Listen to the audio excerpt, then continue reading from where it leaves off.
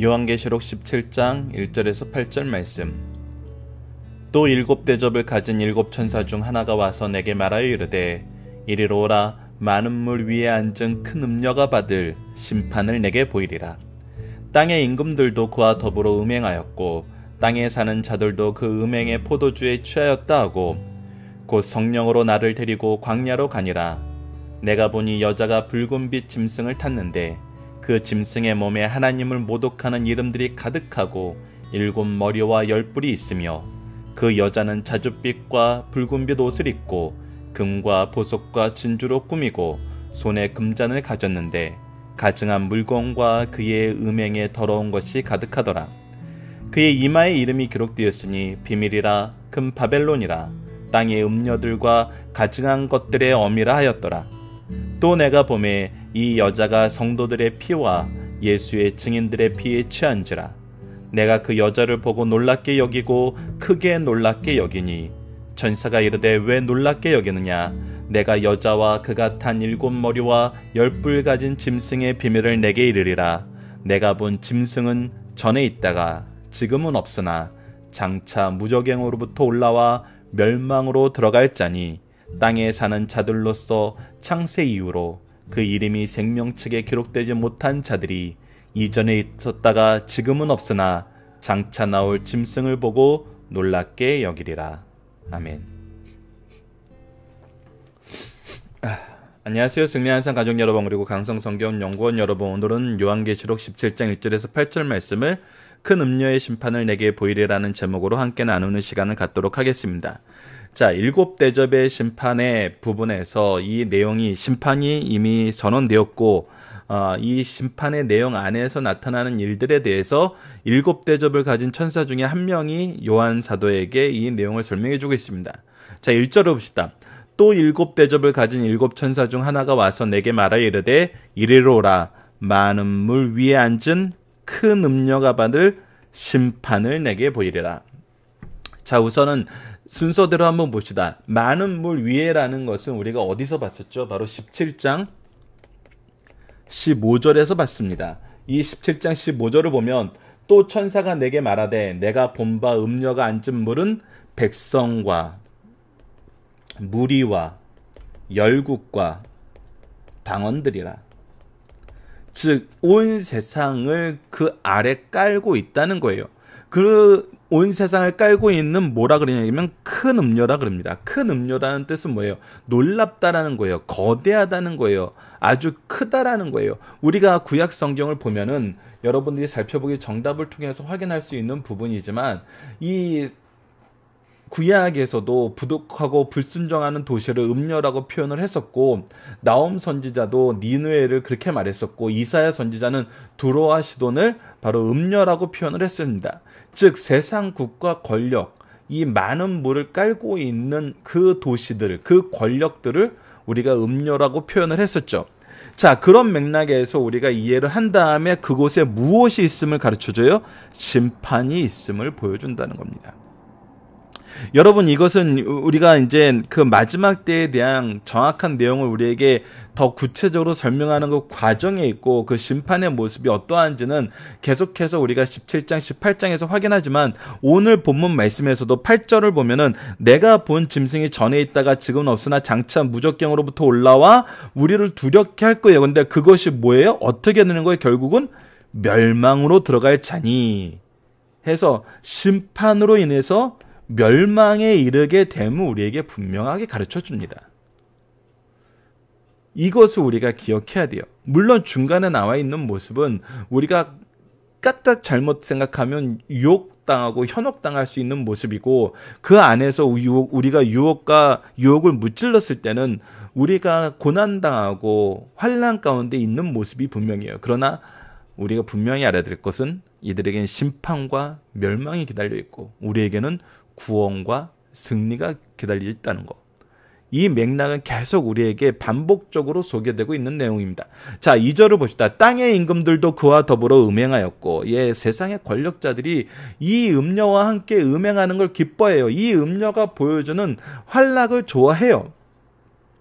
이 사람들이 보여주는 비전이 더 좋아 보이고 행복해 보이고 우리에게를 오히려 더 자유하게 하는 것 같아요. 근데 그것이 결국은 뭐였어요? 죄에 의한 자유였어요. 죄악을 더 짓는 자유였어요. 이거는 심판의 이름만, 심판의 내용만 더 확대시키는 거고 확장시키는 것이죠. 땅에 사는 자들도 그 음행의 포도주에 취하였으니 이렇게 사는 것이 더 좋은 거예요. 이런 라이프 스타일이 더 좋은 거예요. 그런데 이거에 대해서 이제 설명을 해줍니다. 곧 성령으로 나를 데리고 광야로 가리라. 내가 보니 여자가 붉은빛 짐승을 탔는데 그 짐승의 몸에는 뭐가 있어요? 하나님을 모독하는 이름이 가득하고 7머리와 10뿔이 있으니. 이 여자가 짐승을 타는데 그 짐승의 특징은 뭐냐면 하나님을 모독한다는 거예요. 하나님을 부인하고 비난하고 오히려 그에게 대적하는 것들이죠. 그런 것들이 가득한 바로 이 짐승을 타고 있다는 거예요. 그 여자는 자줏빛과 붉은빛 옷을 입고, 자줏빛과 붉은빛은 뭡니까? 권력의 상징이에요. 왕의 상징이에요. 그러니까 가장 높은 자리에 올라와서 뭘 하는 자들이 되냐면 금과 보석과 진주로 꾸며요. 자, 여러분들 이 부분이 이제 우리를 미혹하는 모습이라는 겁니다.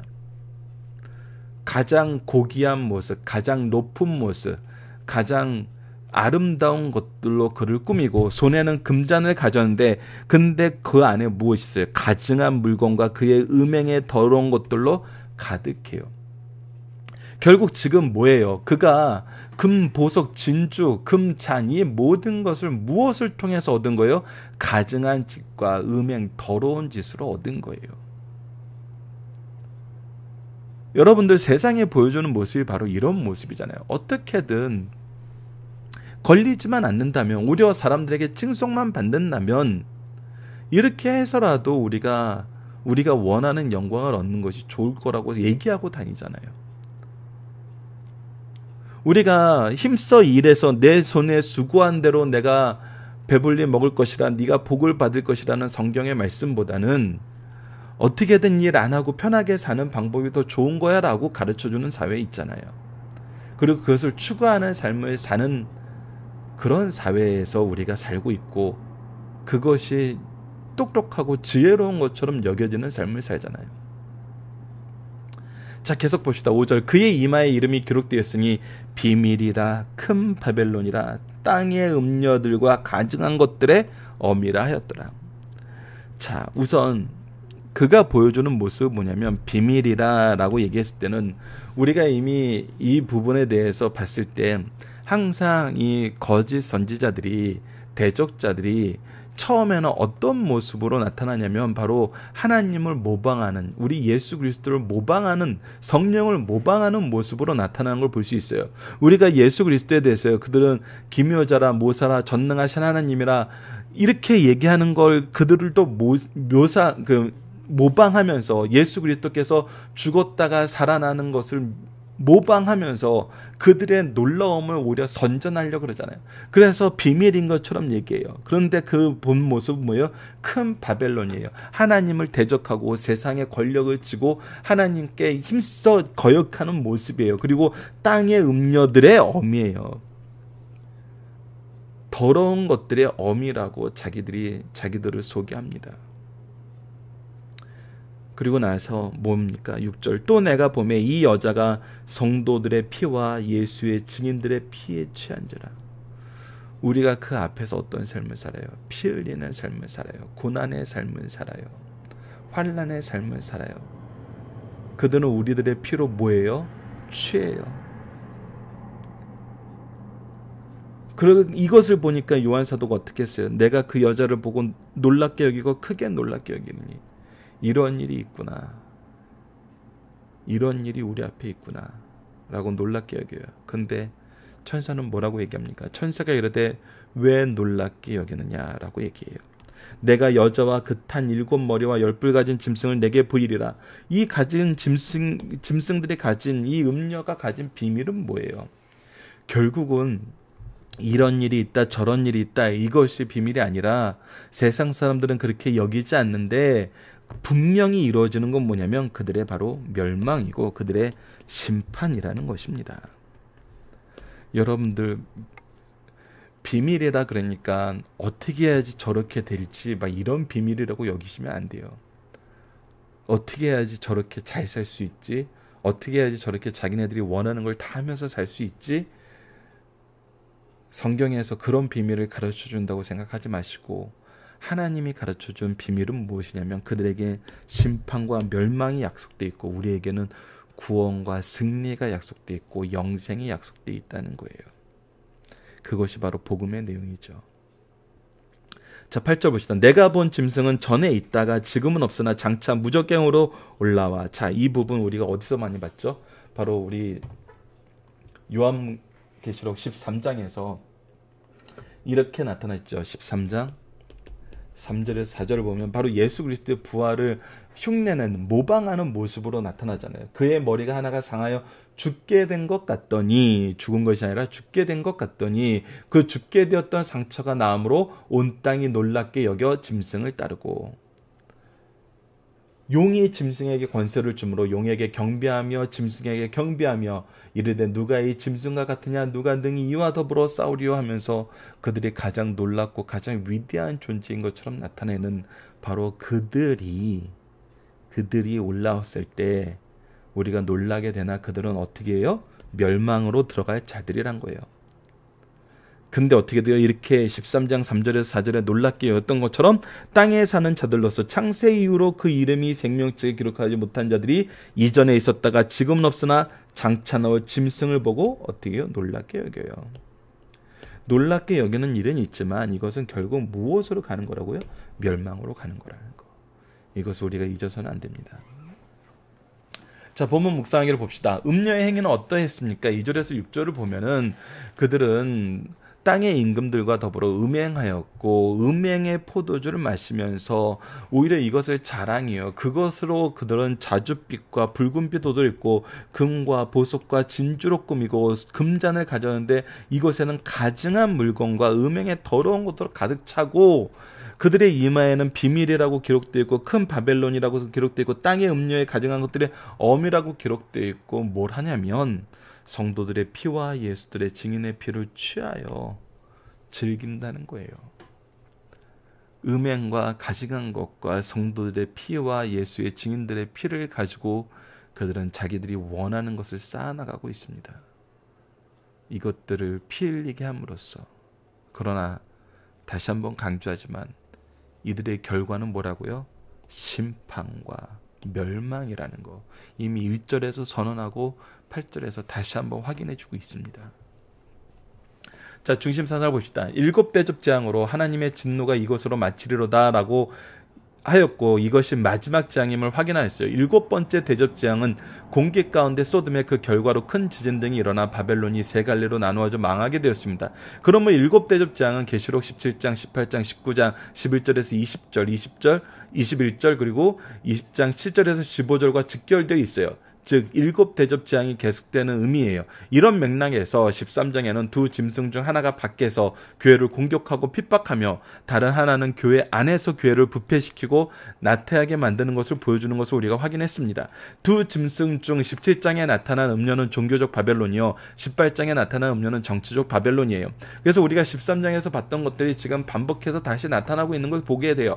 다시 말하면 바벨론의 종교적 타락과 정치적 타락을 말하고 있어요. 이러한 배경 속에서 7대접의 심판은 집행하는 7천사 가운데 하나가 17장 말씀을 전하고 있는 것으로 보아 17, 18장의 심판이 7대접의 심판의 계속이라는 사실을 알 수 있고 그 내용은 음녀를 소개하는 말, 음녀의 모습, 음녀와 짐승과의 관계, 음녀의 멸망으로 구성되어 있는 것을 우리가 확인할 수 있습니다. 자, 첫 번째 중심 사상입니다. 모든 인생은 창조주 하나님을 섬겨야 합니다. 하나님을 떠나 마귀를 섬기는 것은 영적 간음입니다. 분명하게 얘기하고 있어요. 우리가 성경에서 얘기하는 간음, 음행은 무엇이냐면 하나님을 섬기지 않는 모든 것은 영적 간음이라는 거예요. 이러한 행위를 한 자를 음녀라고 부릅니다. 이런 시각에서 사람이 하나님께 불순종하거나 하나님을 무시하거나 하나님 외에 다른 것에 생애 최고의 가치와 지위를 부여하는 행위는 단순히 율법을 어긴 자라기보다는 하나님의 사랑을 배반한 자가 됩니다. 이때 하나님께서는 입법자이나 심판자의 입장에서라기보다는 사랑하는 남편의 입장에서 범죄한 백성들을 음녀라고 호칭합니다. 이는 하나님의 사랑하는 백성뿐 아니라 그 사랑을 모르는 이방인들까지도 하나님 외에 다른 것을 더 사랑하면 반드시 징계가 따른다는 사실을 가르쳐주기 위한 것입니다. 두 번째, 요한 사도가 본 음녀의 모습은 붉은빛 짐승을 탔다고 하였고, 붉은빛 짐승은 바벨론 왕을 뜻하므로 권력을 얻고 있음을 나타냅니다. 7머리가 있으니 지혜가 많고 10뿔이 있으니 큰 권세를 가지고 있으며 자줏빛과 붉은빛 옷을 입는 것은 지나칠 만큼 호화롭고 사치스러움을 보여주고 있어요. 말세에 나타날 거짓 선지자들은 이와 같이 전 세계를 우상숭배, 세속주의로 유인합니다. 음녀는 신령한 눈으로 볼 때 가증하고 잔인하지만 세속적인 입장에서 볼 때는 가장 아름답고 매력적이어서 타락한 문화권 속에 사는 사람들은 충분히 유혹할 수 있어요. 이를 주의하라고 사전에 성도들에게 경고하신 말씀입니다. 자, 여러분들 보십시오. 우리가 현대 사회에서도 도저히 성경적인 기준으로 볼 때, 우리가 아니면 일반적인 기준으로 볼 때 삶의 자연스러운 모습을 볼 때도 그런 기준으로 봐서도 용납되지 않는 것들이 현대 사회의 개인주의, 또 현대 사회의 인권이란 이름으로 계속적으로 용인되고 용납하고 그들과 더불어 화합한다는 건 필연적으로 뭐냐면 그들을 받아들이고 그들과 교류하고 그들의 삶을 인정하는 거예요. 인정한다는 것은 내 삶에서 그것이 거부되어서는 안 되고 그것을 죄악시해서는 안 된다는 것으로 자연스럽게 의식은 흘러가요. 이것이 위험한 거거든요. 이것이 음녀의 유혹이 편만해질 때 나타나는 것이라고요. 근데 이때 우리가 어떻게 해야 되는지, 이때 우리가 무엇을 주의해야 되는지를 요한계시록은 계속해서 얘기해 줍니다. 사도 요한이 본 음녀의 정체는 국력을 장악하고 자신을 신격화하여 숭배를 강조할 뿐 아니라 땅의 모든 거짓 종교와 부도덕한 사회적 부패의 근원 원인이었어요. 여러분 보십시오. 앞으로 우리가 직면하게 될 현실은 무엇이냐면 이런 것들이 더 고귀하고 고상하고 더 좋아 보이는 삶을 우리가 살게 된다는 거예요.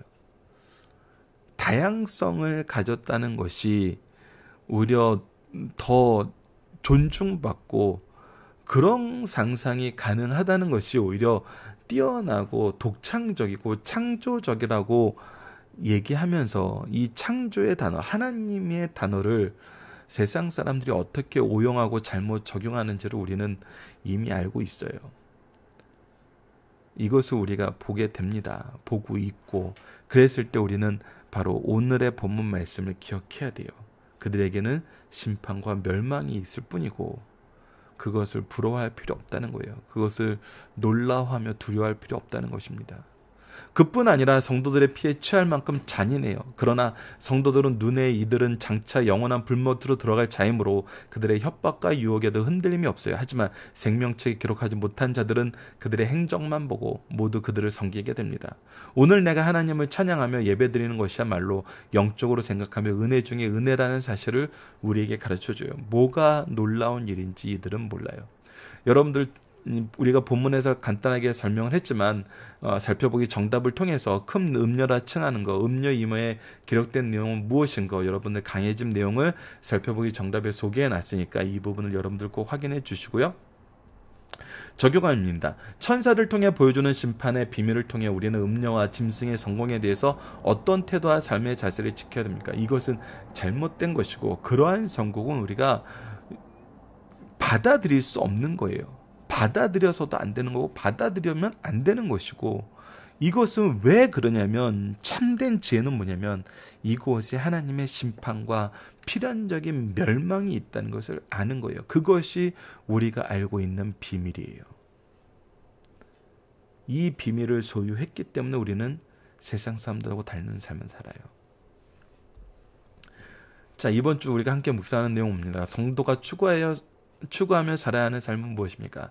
참된 비밀을 소유한 자로서의 삶을 사는 것입니다. 무엇이 하나님의 심판의 대상이고 무엇이 멸망의 기는지 알고 그것을 구분하고 참된 삶을 추구하면서 사는 삶이에요. 말씀을 기초로 기도하기를 통해서 마치겠습니다. 하나님, 이 세상에 하나님의 통치를 거부하고 자신들의 성을 쌓아 힘을 누리며 유혹하고 착취하며 하나님을 비방하고 회개하지 않는 음녀와 권세자들이 가득함을 보게 됩니다. 지금 우리가 사는 사회가 이들에 의해서 움직이고 있는 것 같은 두려움 속에 있습니다.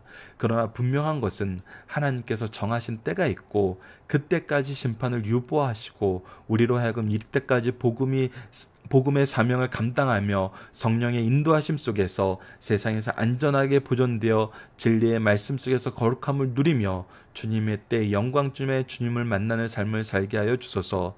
예수님 이름으로 기도드립니다. 아멘.